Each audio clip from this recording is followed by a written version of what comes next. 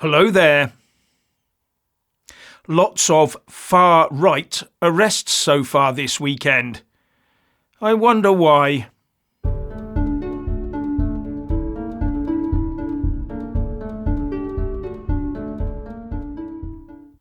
Well, what a busy and interesting weekend. And judging by the press reports, you'd think that anyone turning up in London must have been faced with a wall of thousands of far-right nutters intent on causing anarchy.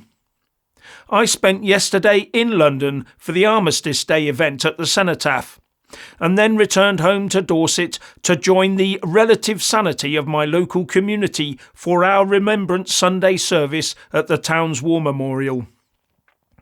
Now on Saturday, from just past 10 a.m. until nearly noon, I was very near the Cenotaph, and the only indication of any disturbance was at about 10:30 to 10:45ish, with shouting and singing at the Trafalgar Square end of Whitehall, where the police barriers to protect the Cenotaph and prepare for Remembrance Sunday had been erected. Someone close by to me, who was monitoring social media, said the far right had arrived. And according to reports, it seems the police were nabbing the far right by the truckload. Now I have my concerns over this one, more on that in a moment. And I later came across someone who saw the kerfuffle and said a couple of fists had flown, but it had soon blown over. Now I and a couple of other veterans tried to get there to take a look and maybe ask people to quieten down a bit, because the solemnity of the day was being disturbed and many veterans were not happy about it, me included. But by then the area was rammed with people quietly coming to make their Remembrance Day observances. So getting anywhere, even slowly, was a big challenge. But I did get close enough to catch a glimpse of one person who had just arrived. Did you see him? And I'm sure that if he'd been the cause of any kerfuffle, then he'd never have been let in by the police. And that was the last I saw of him. Anyway, there was a heavy police presence, but I cannot recall seeing any police officer sporting a poppy. Now I'm wondering if that's just standard operating procedure. But when policing the likes of pride marches, it's rainbow face painting, badges and high heels for the men, whilst the female officers are twerked up against the railings, or taking the knee, etc. But at least King Charles was only wearing one poppy today, a red one. Anyway, a big thank you to all those people who recognised me and came for a quick chat. It was most appreciated. And especially to Dermot and Owen, who took me for some refreshments at the Westminster Arms afterwards. We walked there and saw none of the reported violent behaviour towards the police by the far right. But then again, I was not looking for that. I was there to support the silent majority and have a peaceful day. Now, I had hoped to get some good footage of proceedings, but nowadays all you get is a video of a sea of mobile phones in the air, all trying to catch the same moment. I now regret getting there early enough to get a good space, but then making the mistake of going off on the hunt for a coffee. By the time I got back, the place was jammed with people. And by the time the band started up, the crowd was settled, the external noise had subsided, except for the helicopter hovering above us, and a very orderly Armistice Day event ensued. Now, the Met had obviously trawled far and wide to get more police officers into London for the weekend. I'd travelled from Dorset, and my entry and exit tube station was Charing Cross, where I saw a police van from Devon and Cornwall, as well as one from Dorset. If I'd known, I'd have asked for a lift. And funny how 5 tube lines were down for signal upgrades on such a busy day, isn't it? And the station itself had a big prohibition notice outside, warning people that from 10 a.m. until 11 p.m. on Saturday the 11th, it would be an offence for gathering in groups of 20 or more with the intent to cause serious disruption to the provision of railway services or serious disruption to life of the community. So presumably 19 people can do it, and any number of people after 11 p.m. Not only that, the horses had been drafted in too. Although as I understand it, that is normal standard operating procedures. Anyway, I read that 126 so-called far-right counter-protesters have been arrested. And this is where all the press and political focus is being placed for some or other reason. But not much is being said by those same people regarding the police who, it seems, stood by while blatantly anti-Semitic marches were taking place. Nor the fact that the Met put out the following on X. Officers have detained a breakaway group of around 150 people from the pro-Palestinian demonstration in Grosvenor Place. The group were firing fireworks and many are wearing face coverings. Officers are using their Section 60 and 60AA powers to detain and search those involved. So it was definitely not just the far right, as they keep telling us. And Michael Gove, the Levelling Up Minister, was mobbed at Victoria Station by pro-Palestine protesters as he tried to make his way home. He had to be salvaged by the police. Then there's the Jewish families that were targeted as they left a synagogue. So I'm left wondering if the police were told to round up as many people as they could under the label of far right during the day in order to stave off any criticisms of the police chief Mark Rowley because of unrest later in the day caused by pro-Palestine protesters. And I also wonder if there were any agents provocateurs amongst the far right too. With the Reform UK leader Richard Tice Xing out, Suella Braverman was right. Hate march, public disorder, anti-Semitism everywhere. Sir Mark Rowley must resign 9 a.m. Monday morning. Not much chance of that though, is there? Especially as with all those on the right also on the charge list. Rowley can say it was all balanced, can't he?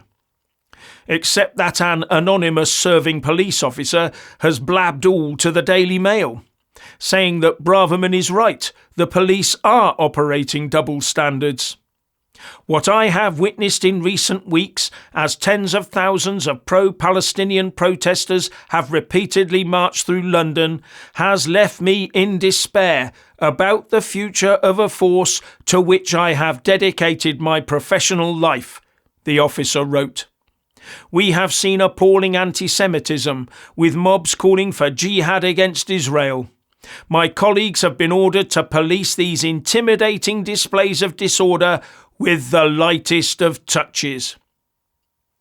But Suella Braverman has herself just come out on X and praised the police officers who had to face violence and aggression from protesters and counter-protesters, going on to say, the sick, inflammatory and, in some cases, clearly criminal chants, placards and paraphernalia openly on display at the march mark a new low. Anti-Semitism and other forms of racism, together with the valorising of terrorism on such a scale, is deeply troubling. And then she posted, "This can't go on. Week by week the streets of London are being polluted by hate, violence and anti-Semitism. Members of the public are being mobbed and intimidated. Jewish people in particular feel threatened. Further action is necessary." But the further action would also entail properly controlling our borders. But we all know that will never ever happen with a Tory or Labour government. Not ever. One side wants cheap workers and the other has open borders as a political objective. Now, what worries me is that the authorities might be hoping that once the Israeli Defence Forces lance the Hamas boil and remove themselves from Gaza, then it will all blow over. That the protest would then die down and we can all go back to sleep again. Really? Because while we refuse to control our borders properly, this can only aggravate the current situation. And the grievance is now set, unless the UK suddenly turns against Israel. And our establishment knows this full well, but they carry on regardless. Richard. Yes, there were a few masked, wearing far-right idiots at yesterday's Armistice Day observances. And from what I have learned, they did manage to piss off many of the veterans there. But we are talking about a tiny bunch of individuals unrelated to the Patriots who turned up. These people were actually asked not to turn up by Tommy. He said, "Don't turn up drunk. We're not here for trouble." And I have to ask, in that case, were they agent provocateurs? Who knows? Who knows? But what I do know is some of Britain's finest men and women turned up yesterday to make a statement on behalf of the silent majority. And shame on the media and our political elite. Elite. Who are so quick to jump upon the actions of a handful of people who turned up. Who were a bit, they were a bit loud and leery. Yeah, we know. Yet the same media and politicians remain silent when anti-Semitism is being screamed on our streets and displayed on banners by those hundreds of thousands of people marching in the name of terrorism and genocide. How do they compare to a handful of fringe idiots? These people who are shouting and calling for talking about from the river to the you-know-where, they constitute a significant majority amongst those who are supposed to be protesting. This is selective virtue signalling. Notice these people don't get at all irate about other conflicts with much higher civilian death counts. It's just that any other conflict where Israel isn't involved doesn't matter. Yes, that's because it's called anti-Semitism, which they will deny, even though they clearly are anti-Semitic. But I digress. I have watched the footage taken of Mr. Robinson, where he was followed throughout the day yesterday, and in my eyes, he and those who supported him, who were around him, they behaved impeccably.